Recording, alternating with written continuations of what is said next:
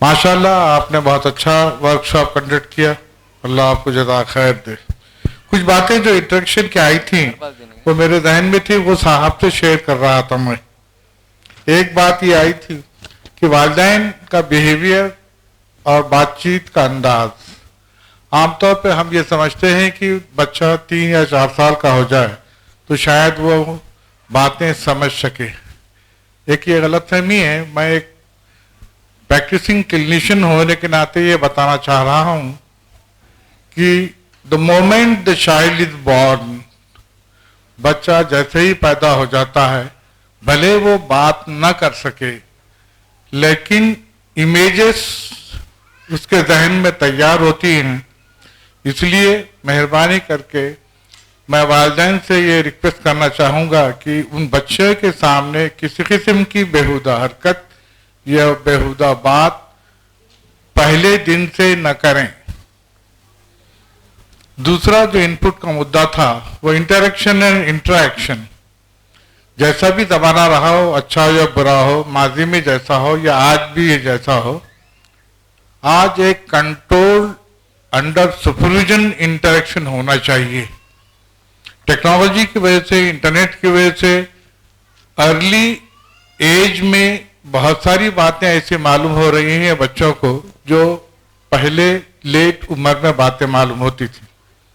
इसलिए चाहे वो सीनियर क्लास का लड़का हो या लड़की हो, असातिज़ा हो, कजिन्स हो, इन सब लोगों में से ये इंटरेक्शन रहेगा लड़का या लड़की का, वो रीजनेबल हद तक सुपरविजन में हो।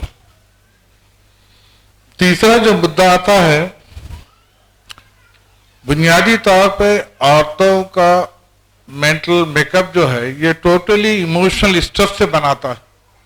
सबसे पहले जिंदगी का टीचर माँ होती है, लेकिन उसकी बेसिकली बुनियाद इमोशनल स्ट्रेस होने की वजह से वो बच्चे की उतनी खिदमत भी करेगी, चाहेगी भी उसे, लेकिन ये कभी कभी एसेट बनने के बजाय हैंडीकैप भी हो जाता है। इन मानों में कि जब भी बच्चा कुछ कमजोरियां, कुछ बुजुर्ग घर के या वालिद उसको दुरुस्त करना चाहें, वो उस वक्त उन बातों को छुपा लेती है जब बच्चे उस किस्म की चीज़ों को या कुछ कमजोरियां जाहिर होती हैं और माँ उसको डिफेंड करना शुरू करती है। Rather than training a child in a proper way, she becomes handicapped by protecting the child unnecessary and not making a very good Muslim. That's what I wanted to tell you people.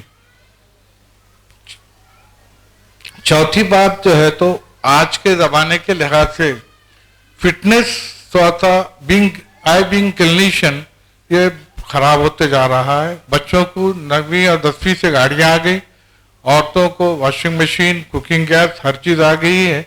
Fitness एक चीज़ रही नहीं।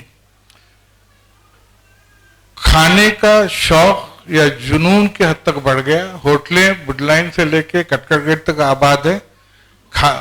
आम अल्फाजों में जो बोला जाता है, on the country let me a bit humorous, I am getting more patient because people go on eating in hotels rather than in their homes. Really, believe my words. जैसे ही मंडे आता है तो मुझे वो पेशेंट ज्यादा मिलते हैं जो हफ्ता इतवार, बापर्दा खातून, इबादत गुजार मुस्लिम, ये सब जो है तो होटलों में यहाँ से लेके कागदीपुर तक जो नजर आते हैं वो पेशेंट बन के आते हैं। तो मैंने उनके लिए एक जुमला बनाया कि होटलों में पैसे की अदायगी करो, डॉक्टरों की फीस पूरी करो, दवाओं के दुकानों पे जाके पैसा खर्च करो, 3-4 रोज अपना वक्त खराब करो और खुश होते रहो और खाते रहो। Fitness is a must, I tell you, whatever my status is in the sense. और तहरीक से जो जुड़े हुए लोग हैं वो क्योंकि मोर प्रोडक्टिव रहते हैं तो वो उन पे और भी जिम्मेदारी आती है कि वो अपने फिजिकल फिटनेस बेहतर रखें। ये 2-4 बातें जो है सामने आई थी तो वो मैं आपके सामने रखना चाह रहा था। मैं नहीं रखना चाहता, साहब से इल्तिजा किया था कि आप उस बातों पे बात कीजिए। साहब ने माइक मुझे थमा दिया, जज़ाकल्लाह खैर। और आखिरी बात मेरा अपना कन्विक्शन ये है कि टीनेजर जो कहा जाता है 12 से लेके 18 या 12 साल 20 साल की उम्र तक जो बच्चे हैं, ये लोगों ने किसी जानदार इस्लामी तहरीक से कुछ साल जुड़े होना जरूरी है ताकि वो बेहतर मुस्लिम बन सकें, अपनी कौम को कुछ फायदा पहुंचा सकें और इस समाज के लिए कारामद साबित हो और औलाद के लिए रोजमर्रा में दुआओं का रोजाना मामूल ताकि वो बेहतर मुस्लिम बन सके और कौम के काम आए। जज़ाकल्लाह खैर। आखिर दवाना अल्हम्दुलिल्लाह।